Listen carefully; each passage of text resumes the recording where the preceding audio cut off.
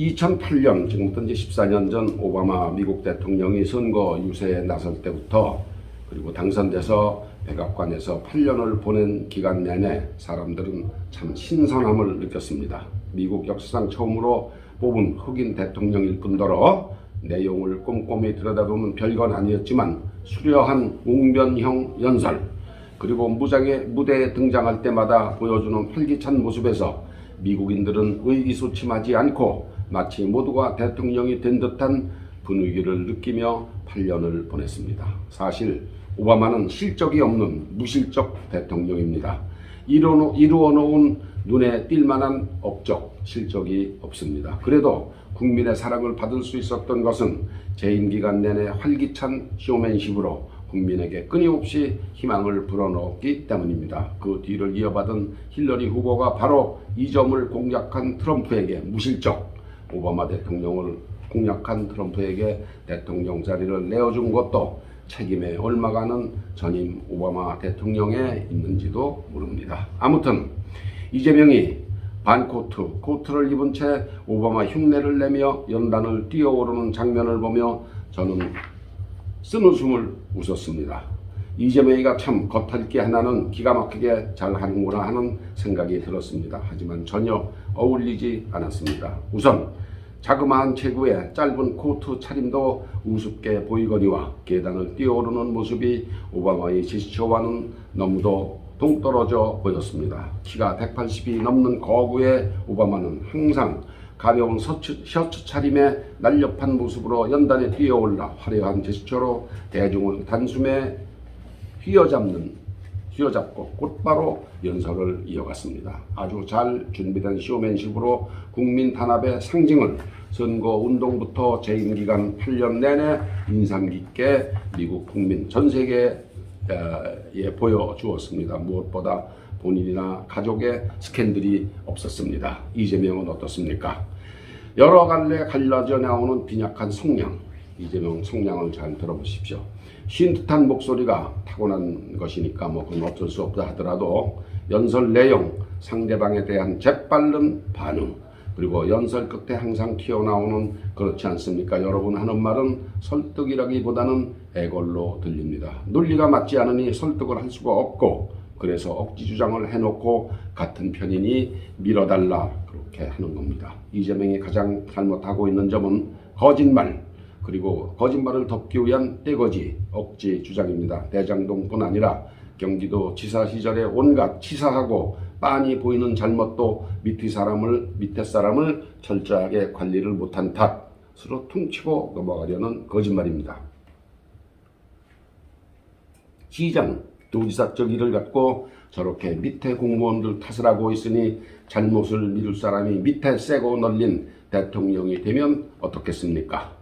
두 번째는 떼거지입니다. 12년 전에 부산에서 일어났다는 금융사건의 담당 검사가 사건을 봐줘서 그때 부정하게 만든 돈이 종잣돈이 되어 최소 8,600억 원을 몇 놈이 도둑질한 원인이라고 하며 이재명 게이트가 아닌 윤석열 게이트라고 하는 데서는 입이 벌어집니다. 성남시장으로서 결정하고 집행했는데 누가 봐도 성남시 게이트 아니면 시장이었던 이재명 게이트지 이게 어떻게 12년 전 일개 은행 수뢰 사건을 검사한 윤석열의 게이트입니까? 칼로 살인한 사람보다 칼 만든 대장간, 칼을 판 상인, 가게가 살인의 원인을 제공했다고 하는 것과 무엇이 다릅니까? 이런 막무가내 떼거지를 눈 하나 깜짝 안 하고 쉴 틈 없이 반복하니 이런 사람이 대통령 될까봐 국민이 걱정하는 겁니다. 이재명은 딱 한 번 발차기를 선보이고 시원찮은 청중 반응과 어색한 연출이 못마땅했던지 중단한 것으로 보입니다.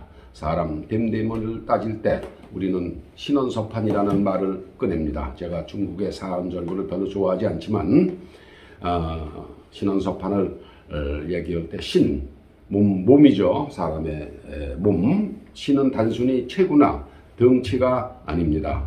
몸놀림, 몸가짐을 뜻합니다. 자기 몸을 단정하고 무게 있게 놀려서 상대방에게 불쾌감과 불안감을 주지 않는 것이 신원서판의 신입니다.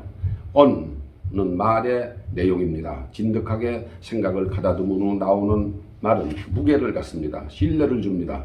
손바닥 뒤집듯 가볍게 입에서 튀어나오는 대로 재빠르게 대응하다 보면 말 잘한다는 소리는 들을지언정 한 푼의 무게감과 믿음을 주지 못합니다. 또 신원사판의 세 번째 서는 안다는 것, 안다는 것입니다. 지식과 학식 그리고 상식입니다.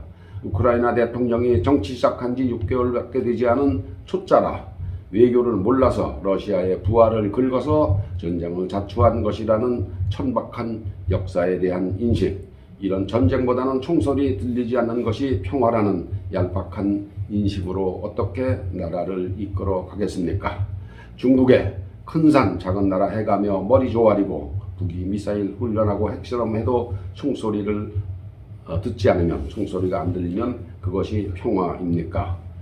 마지막으로 신원사판의 판입니다. 사물을 판단하는 데 지혜가 있어야 한다는 말입니다. 지혜는커녕 표가 된다면 옳고 그름을 따질 새 없이 못할 것이 없다는 생각, 대통령이 되겠다는 생각이 진즉에 있었다면 가족을 단속하고 주의와 화목하고 자신을 다스려 욕심을 자제하는 노력을 평소에 해왔었어야 합니다.